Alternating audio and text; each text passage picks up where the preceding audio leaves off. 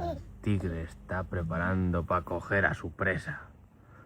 Tun, tun, tun, tun, tun, tun, tun, tun, tun. Tun, tun, tun, tun, tun, tun. Se dirige hacia su presa. Tun, tun, tun, tun, tun, tun. Su presa puede ser que le encare. ¿Quién de los dos ganará? Y no.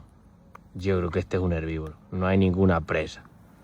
Sus pantalones lo delatan. Está teniendo una indigestión con alguna de sus plantas.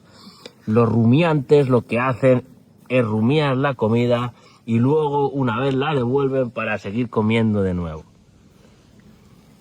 Félix Rodríguez de la Fuente, con todos ustedes los documentales de la 2.